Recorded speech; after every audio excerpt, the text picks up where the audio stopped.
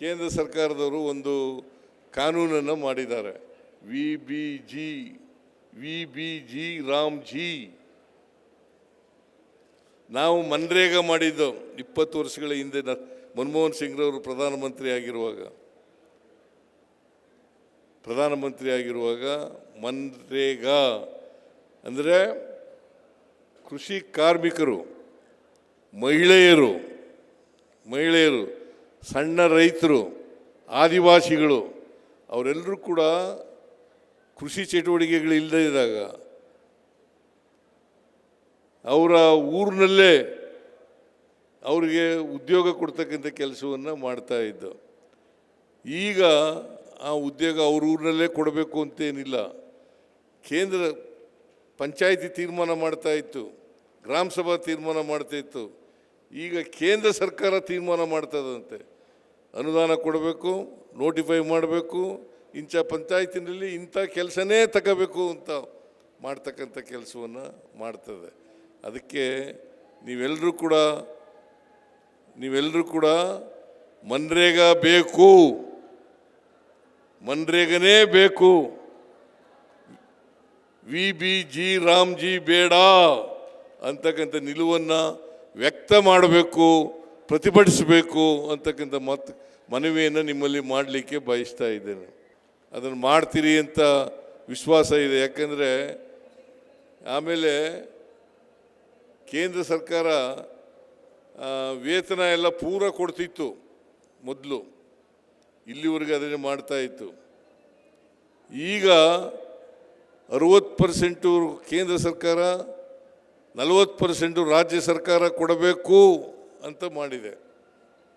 ಹೀಗೆ ನಿಮ್ಮನ್ನ ಯಾರನ್ನೂ ಕೇಳ್ದೇನೆ, ರಾಜ್ಯಗಳನ್ನು ಕೇಳ್ದೇನೆ ಒಂದು ಹೊಸ ಕಾಯ್ದೆಯನ್ನು ಮಾಡಿಬಿಟ್ಟಿದ್ದಾರೆ.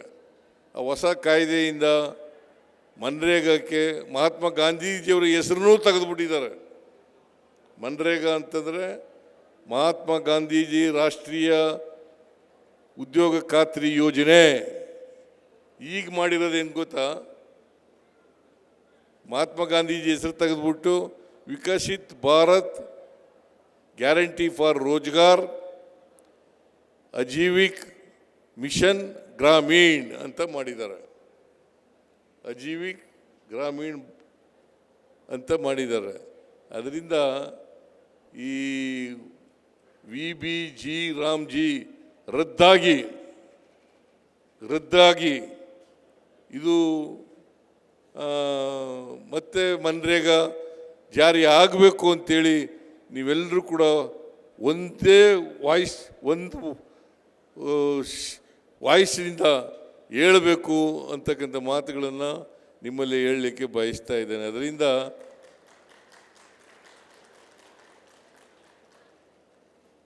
ನೂರು ದಿನ ಕೆಲಸ ಕೊಡ್ತಾ ಇತ್ತು. 100 ದಿನ ಎಲ್ಲಿ ನಿಮ್ಮ ಊರಿನಲ್ಲೇ ನೀವು ಅರ್ಜಿ ಕೊಟ್ಟರೆ ನಮಗೆ ಕೆಲಸ ಬೇಕು ಅಂತ ಹೇಳಿದ್ರೆ ಅದು 15 ದಿನದೊಳಗಡೆ ಕೆಲಸ ಕೊಡಲೇಬೇಕು, ಇಲ್ಲದೇ ಕೂಲಿ ಕೊಡಬೇಕು. ಇದು ನಮ್ಮ ಇಂದಿನ ಸರ್ಕಾರ, ಕೇಂದ್ರ ಸರ್ಕಾರ ಮನಮೋಹನ್ ಸಿಂಗ್ರವರು ಪ್ರಧಾನಮಂತ್ರಿಯಾಗಿದ್ದಾಗ ತಂದಿದ್ದಂಥ ಕಾಯ್ದೆ. ಈ ಕಾಯ್ದೆಯನ್ನು ರದ್ದು ಮಾಡಿ ವಿ ಬಿ ಜಿ ರಾಮ್ಜಿ ಎನ್ನು ತರ್ತಕ್ಕಂಥ ಕುತಂತ್ರವನ್ನು ಕೇಂದ್ರ ಸರ್ಕಾರ, ನರೇಂದ್ರ ಮೋದಿಯವರ ಸರ್ಕಾರ ಮಾಡ್ತಾ ಇದೆ. ಅದನ್ನು ವಿರೋಧ ಮಾಡಬೇಕು ಅಂತಕ್ಕಂಥ ಮಾತುಗಳನ್ನು ನಿಮ್ಮಲ್ಲಿ ಕೇಳ್ಕೊಂಡು ಇವತ್ತು ಮತ್ತೊಮ್ಮೆ ಎಲ್ಲ ಪ್ರಶಸ್ತಿ ವಿಜೇತರಿಗೆ